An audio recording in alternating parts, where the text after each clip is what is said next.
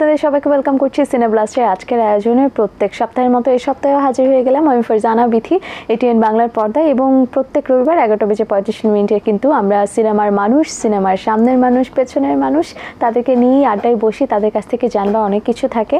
আজকে আমাদের সিনে ব্লাস্টের আয়োজনটা একদমই অন্যরকম এই অর্থে যেই মানুষটাকে দেখে আসলে কয়েকটা জেনারেশন সিনেমা সম্পর্কে জানতে পেরেছে, সিনেমা কি বুঝতে পেরেছে, এবং এখনকার জেনারেশন যারা সিনেমা নিয়ে খুব কাজ করছেন, সিনেমা বানাচ্ছেন কিংবা পর্যালোচনা করছেন, তারা সবাই লুক ফরওয়ার্ড করে আমাদের সবার পছন্দের, ভালোবাসার, শ্রদ্ধার সোহেল রানাকে।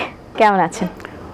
শুকর আলহামদুলিল্লাহ, মোটামুটি আছি আর কি। আমি ভীষণ আনন্দিত এবং গর্বিত যে আপনি আমার প্রোগ্রামে অতিথি হয়ে এসেছেন। আমার একটু ভয় লাগছে, নার্ভাস তো অবশ্যই লাগবে, কিন্তু ভয় লাগছে এই অর্থে যে আপনার সাথে আসলে আপনাকে কোয়েশ্চেন করব সিনেমা নিয়ে, সেই যোগ্যতাটা আমার হয়েছে কিনা। তারপরে পেশাদারিত্বের খাতিরে কিছু প্রশ্ন নিয়ে বসেছি, কিন্তু শুরুতেই জানতে চাই আপনার শরীর কেমন, মন কেমন, পরিবারের সবাই কেমন আছে? শরীর শুকর আলহামদুলিল্লাহ মোটামুটি ভালো আছি, মন বিক্ষিপ্ত সত্যিকার অর্থে, পরিবারের সবাই মোটামুটি ভালোই আছে। স্টিল নাও আপনার স্কিন এত সুন্দর গ্লোই। আমি যদি আগের ওই 90s 70s এর সেই সিনেমার থেকে শুরু করে, সাদা কালো থেকে শুরু করে এখন অবধি যতগুলো সিনেমা বাবা মার সাথে বসে দেখেছি, কিংবা কিছু কিছু ক্লিপস যখন এই যে শো এর জন্য দেখা হয়, ওখান থেকে যদি বলি এখনও আপনি এত সুন্দর, মাশাল্লাহ, স্কিন গ্লোই করছে, সুস্থ আছেন তো অবশ্যই। এইটার সিক্রেটটা কি জানতে চাই। এইটার আসলে ব্যাপার যেটা হয় সেটা বলি, সেটা হচ্ছে যে একটা গাড়িকে রিমডেলিং করে যখন আমরা আবার আনি, যেটা সেকেন্ড হ্যান্ড কার বলা হয় এখানে, কিন্তু যখন ওটা কিনে আনা হয় তখন কিন্তু ওটাকে বলা হয় যে মডার্ন, নতুন গাড়ি, রিকন্ডিশন নতুন গাড়ি। তো আসলে কি সেটা নতুন না, গাড়িটা উপর থেকে দেখতে মনে হয় যে নতুন গাড়ি, বাট উইদিন দ্য কার সেখানে কিন্তু রিকন্ডিশন, মানে টোটাল পার্টস থেকে শুরু করে সব জিনিসই it's just disintegrating with every day, every moment. তো সেই হিসাবে আমিও তো অনেক বছর এখানে, প্রায় চলচ্চিত্র জগতে 50 ইয়ার্সের উপরে হবে, 50 ইয়ার্সের। হ্যাঁ, শুধু চলচ্চিত্র অঙ্গনে আমার কিছু বেশিটা টাইম আমার জীবনে গেছে। আমার সারা জীবনে 24 ঘন্টার মধ্যে প্রায় 7-8 ঘন্টা, 10 ঘন্টা চলচ্চিত্র অঙ্গনে গেছে। সেই হিসাবে এটা বলা যেতে পারে যে চলচ্চিত্র অঙ্গনে আমার অনেক সময় গেছে। আপনাদের জেনারেশনের একটা বলবো সিংহভাগ নায়ক, তারা কিন্তু সিনেমা করার আগেই সংসার বেঁধেছেন। হ্যাঁ, অনেকেই আছেন সিনেমা করার পরপরই সংসার বেঁধেছেন, কিন্তু কখনো তাদের ব্যক্তিগত জীবন কিংবা সংসার জীবন নিয়ে ওইভাবে দর্শকের আলোচনায় কখনো ছিলেন না, সবসময় তাদের কাজ নিয়ে ছিলেন। এখনকার জেনারেশনটা আমরা মনে হয় যে ব্যক্তিগত জীবনটা নিয়ে বেশি একটু আলোচনা সমালোচনায় থাকে সিনেমার থেকে। এটাকে আপনি কিভাবে দেখেন? নেই কাজ তো খই হওয়াজ, সাংবাদিকদের তো চলচ্চিত্র তো নেই এখন বেসিক্যালি। তো চলচ্চিত্র যদি না থাকে তাহলে ওরা চলচ্চিত্র নায়ক নায়িকাদের সম্পর্কে কি বলবে? খই ভাসবে, কে কার বাড়িতে কি হয়েছে, কে কার সাথে ঝগড়া করেছে, কে কোন ছবিতে কি করেছে, এই নিয়ে আসলে তো পিকচার্স আগে 100টা ছবি হতো বছরে, এখন সেখানে ছবি হয় 10টা বা 15টা। কাজেই এর বাইরে তো তাদের কিছু করার নেই। স্যার, সংখ্যার জায়গাটা যেহেতু বলে ফেললেন, একটু জানতে চাই যে আগে আপনাদের তো, এখন ডিজিটালাইজড আমরা অনেক, আমাদের সুযোগ সুবিধাও অনেক বেশি। আগে আপনাদের দেখা যেত একটা ক্যামেরা অন করলে ওই ক্যামেরা নিয়ে টেকনিক্যাল ইস্যুস থাকতো অনেক, একটা ক্যামেরা অন করতেই অনেকটা সময় যেত, রিলসের ব্যাপার থাকতো, একটা শট আপনারা অনেকবার দিতেও পারতেন না চাইলেও, অনেকবার প্র্যাকটিস করে করে তারপরে ফাইনাল শট আপনাদের দিতে হতো। তারপরও যদি কোনো ঝামেলা হয়ে যায় তো ডিরেক্টর, প্রডিউসার সবাই মানে বকাঝকার উপরেই রাখতো।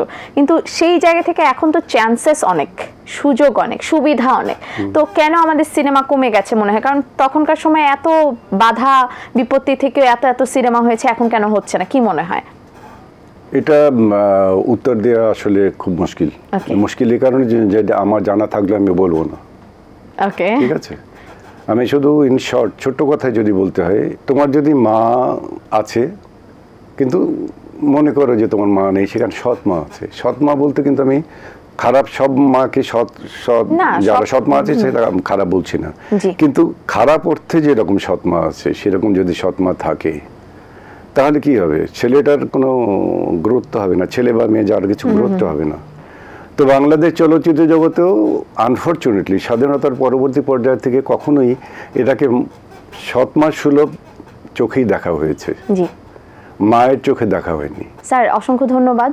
এরকম মন্তব্য আসলে আমাদের মনে হয় যে এখনকার চলচ্চিত্র যারা নির্মাণ করার চেষ্টা করছেন, চিন্তা করছেন, তাদের এই জিনিসগুলো আসলেও মাথায় রেখে কাজ করা উচিত। না, এরা কাজ করবে কি করে? বাসার মা বাবা যদি দুজন ভালো না হয় তাহলে ছেলে ভালো হবে কি করে? গোড়ায় গলত। আমি তো বললাম যে আমি ডিটেইলস বলতে পারবো না, একদম একদম আমি ইঙ্গিতে বলে যাবো। কিন্তু ইঙ্গিতের বাইরে আমি তো বললাম যে এই যে আমরা যে এখন এই মুহূর্তে যে চলচ্চিত্র সময়টা পাস করছে, এইটা কে দেখছে? Who is looking after film? Nobody. Specifically যদি আমরা বলি, এফডিসির কথাই বলি, সেখানে একটা লোক যে মানে এটা যদিও বেসরকারি, আসলে তো সরকার দ্বারা কন্ট্রোলড বা বেসরকারি, কিন্তু বেসরকারি হলেও এখানে যে চালায় যিনি এমডি, ম্যানেজিং ডিরেক্টর, তিনি সব দেখাশোনা করেন। এখন আমাদের দেশ স্বাধীন হয়েছে 52-53 বছর, ঠিক আছে? এই 53 বছরে 43 জন এমডি আসছে। এখন তুমি নিজেই বুঝতে পারো যে একটা লোককে 1 বছর থেকে 1.5 বছর সুযোগ দেওয়া হয়নি কাজ করার জন্য। হ্যাঁ, তার তো সেটেল হতেও সময় লাগে, তারপরে না সে কাজ করবে, তারপরে রাইট ওয়ার্ড।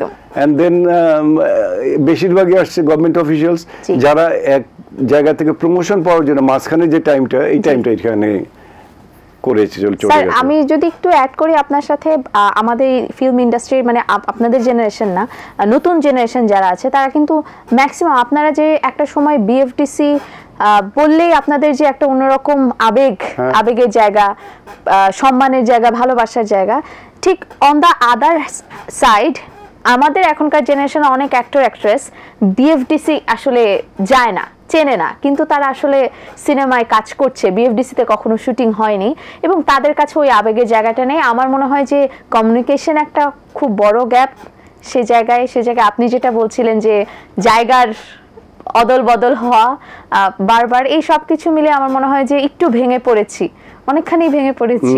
এখানে আবার কথা বলতে গেলে আর একটা প্রবলেম চলে আসবে, তারপরেও আবার ইঙ্গিতে বলি, জি, সেটা হচ্ছে যে আগে যারা ছবিতে অভিনয় করতে যেত তারা অভিনয়কে ভালোবেসে যেখানে আসতো, জি, হৃদয়ের ভালোবাসার জন্য যে আমি একটা সৃষ্টি করতে যাচ্ছি, আমি একটা ছবিতে অভিনয় করতে যাচ্ছি, এটা আমার নেশা শুধু না, এটা আমার পেশা শুধু না, এটা আমার একটা পূজার মতো, আমার ধর্মীয় একটা ফিলিংসের মতো থাকতো।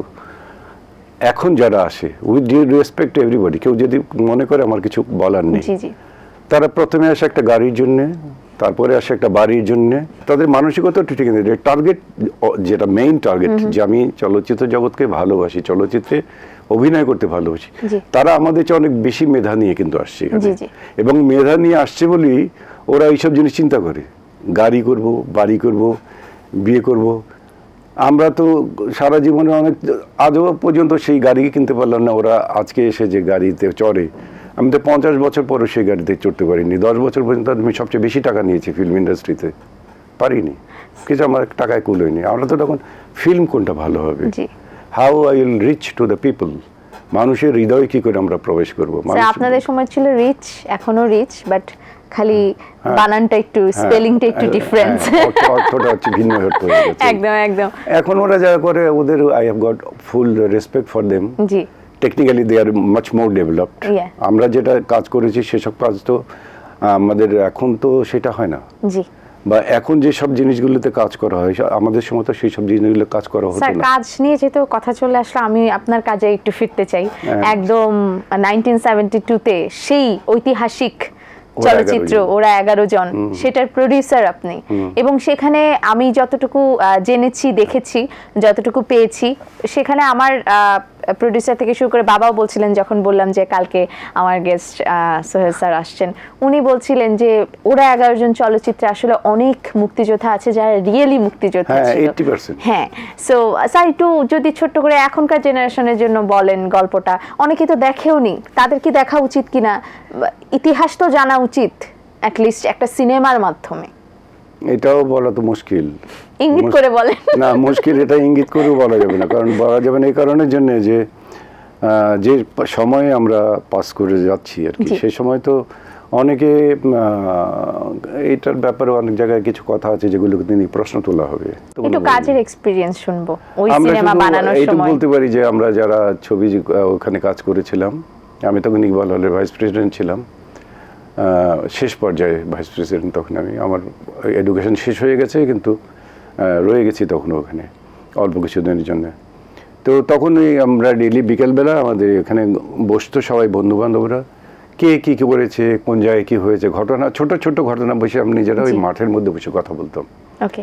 তো কথা বলতে বলতে অসময় মনে হলো যে একসময় আমার মনে হলো আমি ফিল্মের উপরে লিখতাম। আমি কখনো অভিনয় করিনি, অভিনয়ের কাছেও যাইনি জীবনে কখনো। তা আমি বললাম যে মনে মনে ভাবলাম আর কি, যে একটা ছেলে আমাদের চাচা ছিলেন, উনি দারোয়ান ছিলেন। তো উনি বললেন যে স্যার আপনারা তো সবাই ফিরে আসলেন, দেশ স্বাধীন হলো, কিন্তু আপনাদের সব স্যাররা তো ফিরে আসলেন না। ইট ট্রাস্ট মি, এটা আমাকে খুব টাচ করলো যে আসলে তো আমরা তো অনেকে ফিরে এসেছি, কিন্তু আমরা তো we have lost many of our men there. তো ওদেরকে যদি রাখা যায়, ওদের স্মৃতিগুলোকে যদি রাখা যায়, একটা ছবি যদি করি সবাই মিলে, তাহলে কেমন হয়? এইটাই আমাকে হন্ট করলো। অ্যান্ড এইটা forced me to come to film. আমার লেখাপড়া তখন শেষ হয়ে গেছে। ফিল্মে এসে আমার মায়ের কাছ থেকে, আমার বোনের কাছ থেকে টাকা নিয়ে যে টাকাটা লাগলো, তখন তো ডিস্ট্রিবিউশন যেটা হতো সেটা বলতে গেলে আবার অনেক সময় লাগবে। তখন ডিস্ট্রিবিউশন কিন্তু এখনকার মতো হতো না। তখন ওই ছবির কিছু পাবলিসিটি নিয়ে ডিস্ট্রিবিউটরদের কাছে যেতে হতো, বড় বড় ডিস্ট্রিবিউটরদের কাছে। পাকিস্তানি ডিস্ট্রিবিউটর ছিল তারা আপনাদের তাদেরকে আমাদেরকে ফাইন্যান্স করতো, মানে চ্যানেল ভায়া হয়ে, হ্যাঁ ফাইন্যান্স করতো তারা। কাজে আজকে অনেকেই প্রশ্ন করে যে আপনি ইউনিভার্সিটি থেকে আসলেন, আপনার কাছে এত টাকা আসলো কি করে? রাইট। এখন যেমন কোটি কোটি টাকা উড়ে বেড়ায়, তখন তার কোটি কোটি টাকা উড়ে বেড়াতো না। তো তাদের জন্য আমি ওইটা বলতে চাচ্ছি যে সেই সময় যে টাকা লাগতো, আমার সেই ছবিতে খরচ হয়েছে 6.5 লাখ টাকা সেই সময়, 72 সালে। হ্যাঁ, 6.5 লাখ টাকা। এখনকার সময় যদি এখন তো 6.5 লাখ টাকা, 6.5 লাখ টাকা তো এখন ড্রেসই হয় না স্যার, 16 কোটি টাকা হয় না, 16 কোটি টাকা বা 20 কোটি টাকা হবে। হ্যাঁ, ঠিক আছে। তো তখনই আমার স্টার ফিল্ম ডিস্ট্রিবিউটার্স আমার এটা ডিস্ট্রিবিউশনটা নিয়ে নিল। জি। প্রথম বললো যে আমাকে যে আপনার ছবিতে যাদেরকে আপনারা নিয়েছেন, কাজ করছেন, তাদেরকে তো সবাই বাংলাদেশে কেউ চেনে না। জি। তো কয়েকজন নায়ক নায়িকা নেন যাদেরকে সেল করা যাবে, কারণ ওইখানে স্টারের মালিক ছিল পাকিস্তানি। জি। এই তখন আমি রাজ্জাক, শাবানা এদেরকে গিয়ে বলি, they were so gladly they accepted that thing. ওই কারণের জন্য কিন্তু তারা এখানে আসা। এছাড়া কিন্তু ওখানে কোনো মানে ফিল্ম স্টার, মানে সরি, ফ্রিডম ফাইটার ছাড়া কেউ নেই ওখানে। সবাই, এভরিবডি ফ্রিডম ফাইটার। তো সেই ফ্রিডম ফাইটারদেরকে নিয়ে ওই ছবি। এবং এই ব্যাপারে আমি বলতে পারি যে সারা পৃথিবীতে স্বাধীনতার উপরে যুদ্ধের উপরে অনেক ছবি তৈরি হয়েছে। যেমন রাশিয়ায় ব্যালাড অফ এ সোলজার হয়েছে, ক্রেনস আর ফ্লাইং হয়েছে, বুলগেরিয়ায় ব্ল্যাক অ্যাঞ্জেলস হয়েছে। আমাদেরটাও স্বাধীনতা যুদ্ধের উপরে, মুক্তিযুদ্ধের উপরে ছবি। 4টা ছবিকে যদি একসাথে তুলনামূলক বিচার করতে আজকে আমাকে বলা হয়, তো আমি বলবো যে আমার ছবিটা সবচেয়ে খারাপ ছবি। কিন্তু বাংলাদেশের জন্য স্যার এটা তো মাইল ফলক। কিন্তু একটা জায়গায় জি আমি এই 4টা ছবিকে চ্যালেঞ্জ করব যে তারা প্রত্যেকে ছবি করেছে মুক্তিযোদ্ধারা না, পরবর্তী পর্যায়ে মুক্তিযোদ্ধাদের অভিনয় করে গভর্নমেন্ট ব্যাক করে টাকা পয়সা দিয়ে তাদেরকে সবকিছু করেছে। আচ্ছা। কিন্তু আমার এখানে মুক্তিযোদ্ধারা অভিনয় করেছে, that is the final thing. এবং এই কারণের জন্য this suppose two B the best film in the world. এটার ব্যাপারে কারো তুলনা, কেউ কোনো দেশ তুলনা করতে পারবে না এটার সাথে। এবং সবগুলো রিয়েল ফ্রিডম ফাইটার এখানে। এবং স্যার আপনি যেটা বললেন জেনারেশন থেকে জেনারেশন, মানে এই যে ওরা 11 জন 1972 এর মুভি, এখনো আমরা দেখা যায় যে অনেক জায়গায় কিন্তু বলে ফেলি মুখ দিয়ে, অনেকেই কিন্তু ছবিটা দেখেনি এই জেনারেশনের, কিন্তু তারা কিন্তু ছবির সিনেমাটার নাম জানে যখন বলে ওরা 11 জন যাচ্ছে, ওরা 11 জন। এখনো কিন্তু হ্যাঁ ওটা স্বাভাবিক যাবে। আমি আমার বাবার নাম ভুলবো কি করে, আমার দাদার নাম ভুলবো কি করে, আমি দেশটার নাম ভুলবো কি করে? স্বাধীন বাংলাদেশের প্রথম ছবি হচ্ছে ওরা 11 জন। সত্যি। কিন্তু দুর্ভাগ্য আবার যদি রিভার্স করে বলি তাহলে হচ্ছে ওরা 11 জন ফার্স্ট ছবি, তার প্রডিউসার আমি মাসুদ পারভেজ। আমাকে কিন্তু একটা সাদা কাগজে চিঠিতেও লিখে দেওয়া হয়নি যে তুমি এই ছবির producer. I was not recognized by the government. Until today এখন পর্যন্ত সেই স্বীকৃতিটা হয়নি। অন্য জায়গায় হয়েছে, পুরস্কার পেয়েছি, আমি অনেক পুরস্কার পেয়েছি, হিরো হিসেবে পুরস্কার পেয়েছি, অমুক হিসেবে পুরস্কার পেয়েছি, আর জীবনে হয়তো ভালো লোক ছিলাম হয়তো তাদের ধারণায়, আজীবন সম্মাননা পদক পেয়েছি। এগুলো তো আমার কাছে তেমন কিছু না। আমার যেটা আমার পরিচয়, আমি নিজেকে নিজে খুশি মনে করি যে মানুষ যতদিন বেঁচে থাকবে, স্বাধীন বাংলাদেশ যতদিন বেঁচে থাকবে, ততদিন পর্যন্ত ওরা 11 জনের নাম থাকবে। আমার নাম ভুলে যাক, কোনো অসুবিধা নেই, কিন্তু ছবিটার নামটা তোর মনে থাকবে, ওরা 11 জনের নাম মনে থাকবে। আর ওরা 11 জনের নাম যদি মনে আসে, হয়তো মাসুদ পারভেজের নামটা মনে আসতে পারে, that is because that will be part of history.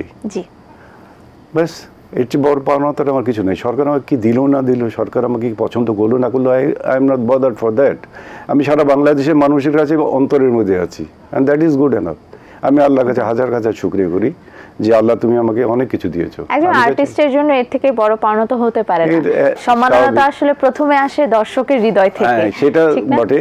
তবে আমি বলি, যদি তর্কের খাতিরে বলতে হয়, ওরা 11 জন্য কিন্তু আমি আর্টিস্ট ছিলাম না। জি, আপনি প্রোডিউসার ছিলেন। আমি প্রোডিউসার ছিলাম। জি, কাজে আর্টিস্ট হিসাবে যেটা পেয়েছি সেটার জন্য তো দর্শকের সাথে, ওটাতেও দর্শকরা ওরা 11 জন দেখেছে। জি, প্রোডিউসারকে তো দেখেনি। কাজে প্রোডিউসারের বোধহয় একটা কিছু ওই জায়গা থেকে তো অবশ্যই আপনি ঠিক বলছেন। স্যার, একটু জানতে চাই, আপনার প্রত্যেকটা ছবিতেই মুক্তিযুদ্ধ কিংবা দেশ, এই শব্দগুলো নিয়ে দর্শক অনেক ইনফরমেশন পেয়েছে, এবং কিছু না কিছু বার্তা আপনি প্রত্যেকটা ছবির মাধ্যমে দেওয়ার চেষ্টা করেছেন। এটা বোধহয় ইউ আর রাইট। এটা বোধহয় আমি একা নই, তখনকার যারা ছিলেন, তখনকার সমাজে যারা ছিল, তারা প্রত্যেকেই মনে করতো যে আমাদের একটা দায়িত্ব আছে সমাজের প্রতি। সো আমি না, শুধু প্রত্যেকটা ডিরেক্টর তাদের প্রত্যেকটা ছবির মাধ্যমেই একটা বার্তা দেওয়ার চেষ্টা করতো মানুষের মাঝে, ভালো জিনিসকে ভালো বলার জন্য চেষ্টা করতো। যেমন তখন খারাপ হতো কি, ভিলেন, আমরা বলতাম ভিলেন মানে খলনায়ক মানে মেয়েদেরকে দিয়ে উল্টোপাল্টা নিয়ে যাবে। এখন হিরোরা সেটা করছে না, যুগ বদলেছে স্যার। এখন তাহলে এখন হিরোকে হিরোই যদি খলনায়ক হয়ে যায়, তাহলে সমাজটা তো সেই অবস্থায় হয়ে গেছে।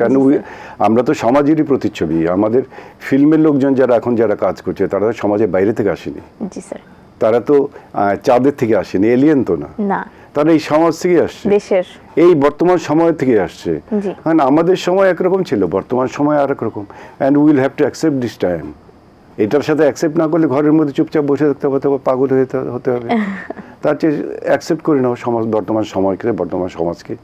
এবং অনেক জিনিসে উন্নতির ডেভেলপমেন্ট পাচ্ছি। যেমন আমি এখন এখানে বসে টেলিফোনে কথা বলতে পারি, এখানে বসে 2-3টা ক্যামেরায় কথা বলতে পারি, 2-3 রকম। তারপরে এডিটিং করবে, তারপরে আবার কাটবে, জল লাগাবে, মিউজিক লাগাবে, কথাবার্তা বলবে, কত কিছু করতে পারি।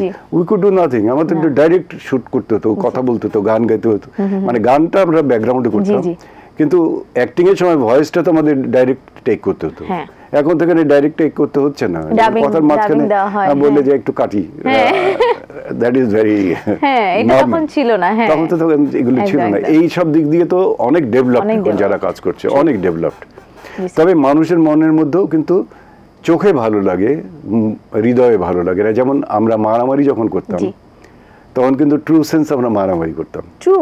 হ্যাঁ, এবং আমি আমার হাত পা এখানে অনেক জায়গায় ব্রেকডাউন হয়ে প্রায় 5 মাস 6 মাস হাসপাতালে বহুবার মানে এটা সিনেমার পাহাড় থেকে পড়ে যাওয়া শট। এটাও ট্রু? হ্যাঁ, ট্রু। অ্যান্ড আমি একমাত্র হিরো ছিলাম যে আমার ভাই পরবর্তী পর্যায়ে রুবেল, এই দুজন ওরা কখনো ডামি ব্যবহার করতাম না। আমরা ডামি ব্যবহার করতাম না, ডামি ছিল। আচ্ছা, আমরা ডামি ব্যবহার করতাম না। আমাদের মানে নিজেকে কষ্ট দিতে ভালো লাগতো না, মানে আমাদের মনে হতো যে আমি এটা করলে মানে রিয়েল ট্রুথটা আসবে। এখন তখন আমরা যখন 4 জনে মারামারি করলাম, 4 জনে মারামারি করলে তো অটোমেটিক্যালি আমার চোখ মুখ কারেক্টলি যদি মারে, তারপর ফিক্স করা, তারপর লাগতো তো কিছু তো লাগতো গায়ে।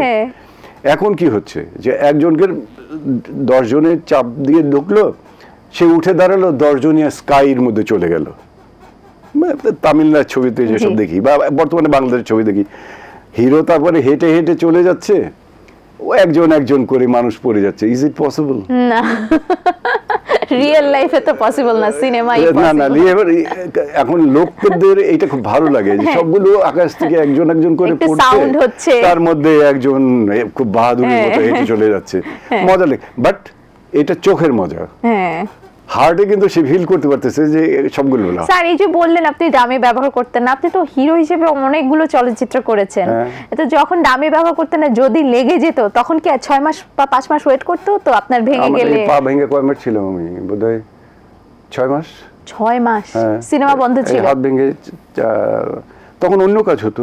ওকে, হয়তো যতটুকু শুটিং করেছি ততটুকু ডাবিং করেছি, তো বসে আছি, পা তো প্লাস্টার করা, হ্যাঁ পা তুলে ডাবিং না, চেয়ারে বসে বসে আমরা ডাবিং করতে থাকতাম, ডাবিং করতেছি, ডাবিংটা মাইক্রোফোনটার সামনে নিয়ে আসতো, ডাবিং করতেছি, ডাবিং এর কাজ হতো। আর সবাই তো ব্যথা পেত না, আমিও যে 200-র উপরে ছবি করেছি, হ্যাঁ আমার হাত আর পা ভেঙেছে 3 বার। ওকে, 200-র মধ্যে 3 বার ভেঙেছে, 200-র মধ্যে 3 বার, অনেক অল্প, অনেক অল্প, তাই না? হ্যাঁ আপনি অনেক কেয়ারফুল ছিলেন। হ্যাঁ অনেক, যে প্রত্যেকদিনই ব্যথা পেয়েছি, ব্যথা বলে ওই বয়সের সময় তো ব্যথা পেলে তো ডক্টর তো ছিল একজন না? না তখন তো আর ডক্টর ছিল না, তখন ডক্টর আসেনি জীবনে।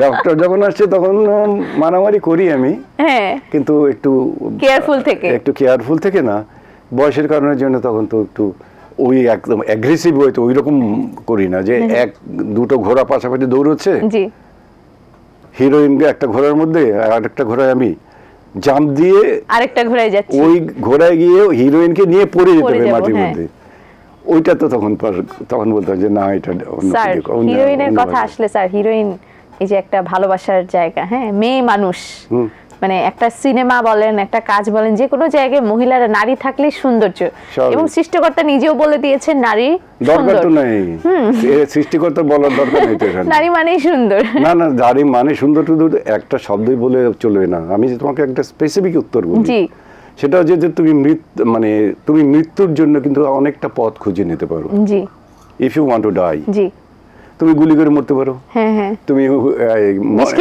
বিষ খেয়ে মরতে পারো, লাফ দিয়ে মরতে পারো, গলায় দড়ি দিয়ে মরতে পারো না?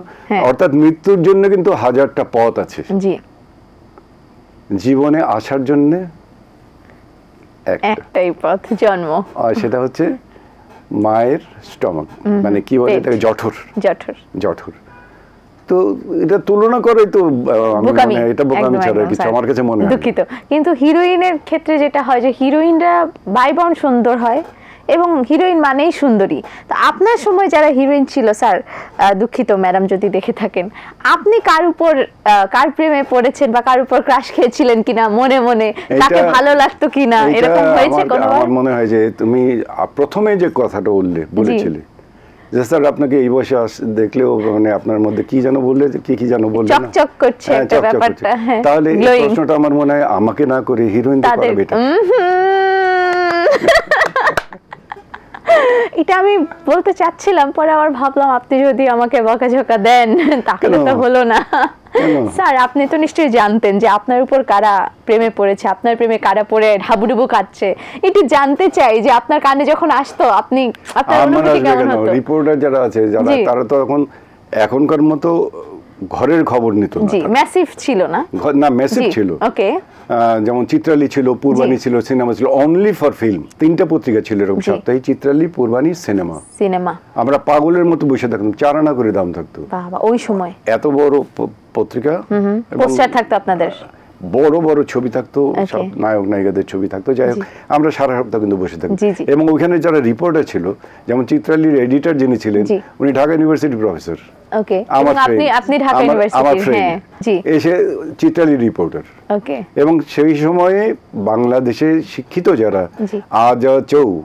আহমদ জামান চৌধুরী তার নাম, তাকে চিনতো না এমন লোক ছিল না। এবং আমার যে নাম মাসুদ পারভেজ থেকে সোহেল রানা, এটা করা ওই আজ আছে ওই তারই দেয়া, এবং আমার টাইটেল যেটা এটাও তারই দেয়া। স্যার ওই যে প্রশ্নটা করলাম ওটাতে অ্যানসার হলো না স্যার, যে যখন শুনতেন হাবুডুবু খাচ্ছে আপনার, ও হাবুডুবু, এটার অ্যানসার হচ্ছে যে তখন যে সাংবাদিক যারা থাকতো তারা কিন্তু সৌন্দর্যের মধ্যে সুন্দরকে প্রকাশ করা, তারা একটা ছেলের মেয়ের মধ্যে, হিরো বা হিরোইনের মধ্যে গুঞ্জন সম্পর্কে তারা কিন্তু নিউজ করতো, গুঞ্জন। এখন সেটা গুঞ্জন বলে না তোমরা, গুঞ্জনটা কিন্তু ভালো জিনিস। জি স্যার। আর এখন যেটা করা হয় সেটা হচ্ছে তুমি ঘরের মধ্যে বসে কি করলে, ইনসাইড দ্য রুম ক্যামেরার মধ্যে তোমরা ক্যামেরার মধ্যে লাগিয়ে রেখেছো, আমাদের কত ক্ষতি হয়েছে যে আমি কথা বলতে নিলে, একটা মেয়ের সাথে কথা বলতে নিলে ভয় লাগে যদি ও রেকর্ড করে ফেলে, আবার যদি কোন জায়গায় যাই বুঝে ও যদি ক্যামেরা তুলে ফেলে, মানে জীবনটাকে চতুর্দিক থেকে তোমরা কিভাবে আটকে রেখেছো স্লোলি, যে একটার সময় তোমাদের আসবে তখন আর তোমরা মানুষ থাকবে না, তখন তোমরা একটা মনে করো যে রোবটের মতো পরিণত হবে। স্যার একদম বিজয় দিবসে পড়ে গেলাম, অনুষ্ঠান করতে করতে বিজয়ের দিনে ঢুকে গেলাম, 16ই ডিসেম্বরে ঢুকে গেলাম। আপনি তো আমাদের সবার সকলের শুধুমাত্র চলচ্চিত্রের জন্য সম্মানের এরকম নন, আপনি একজন মুক্তিযোদ্ধা। দেশের এই বিজয়ে আপনার অবদান অনস্বীকার্য। আপনাকে সবার পক্ষ থেকে অনেক অনেক শ্রদ্ধা, ভালোবাসা, এটিএনের পক্ষ থেকে অনেক অনেক ভালোবাসা, সিনেব্লাস্টের দর্শকদের পক্ষ থেকে অনেক অনেক ভালোবাসা। একটু ছোট্ট করে জানতে চাই, বিজয়ের এত বছর পর মাসুদ পারভেজ মুক্তিযোদ্ধা, তার অনুভূতি কেমন? অনুভূতি অন্য কিছু বলবো না, আমি শুধু বলবো যে মুক্তিযোদ্ধা হিসেবে আমাকে আলাদা করে বলার কিছু নেই, এবং আমি শুধু বলবো যে সেই 1971 সনে যারা 7.5 কোটি বাঙালি ছিল, যারা পাকিস্তানের পক্ষে অল্প কয়েকজন ছাড়া এই 7.5 কোটি লোকই হচ্ছে মুক্তিযোদ্ধা। একদম all credit goes to that 7 crores of people.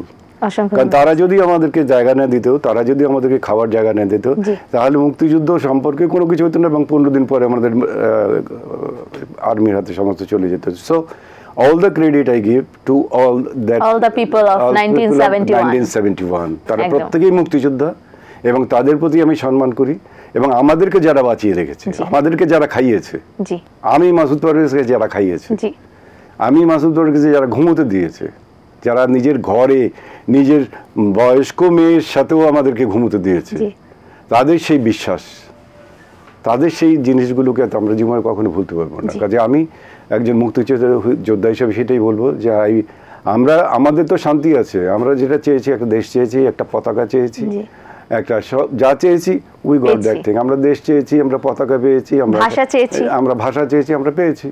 আমরা তো we are just so happy. সবচেয়ে বড় জিনিসটা যেটা হচ্ছে মুক্তিযোদ্ধাকে যেন সম্মানটুকু করা হয়, আমরা সম্মানই চাই না, এটা হচ্ছে আমার শেষ কথা। অসংখ্য ধন্যবাদ। সিনেব্লাস্টে আপনাকে অতিথি হিসেবে পেয়েছি, এবং নিশ্চয়ই আপনার কথাগুলো যদি পৌঁছাতে পারি বা পৌঁছায়, সেই কথাগুলো নিয়ে নিশ্চয়ই যারা এখন কাজ করছেন তারা যদি একটু কাজ করার চেষ্টা করেন হয়ে যাবে, কারণ সবকিছু এখন খুব সহজেই হয়ে যাচ্ছে। স্যার আপনার সিনেব্লাস্টে এসে কেমন লাগলো, আজকে আড্ডা দিয়ে কেমন লাগলো? That's fine. You are charming and you are pretty. Thank you sir. Beautiful. না বলেই ভালো, ওটা সবাই বলে। I will just you are charming. Thank you sir, দোয়া করবেন, নিশ্চয়ই আপনার সাথে আরো একবার আড্ডায় বসার সুযোগ হবে। ভালো থাকবেন। দর্শক, আজকের মতো সিনেবাস থেকে বিদায় দিচ্ছি, তবে কথা দিচ্ছি নেক্সট উইকে হাজির হয়ে যাব আপনাদের হালের জনপ্রিয় কিংবা সিনেমার কোনো না কোনো সামনের পেছনের সিনেমার সাথে কাজ করেন এমন কোনো অতিথি নিয়ে। সে পর্যন্ত ভালো থাকুন, সুস্থ থাকুন, না থাকুন এটিএন বাংলার সাথে। শুভরাত্রি।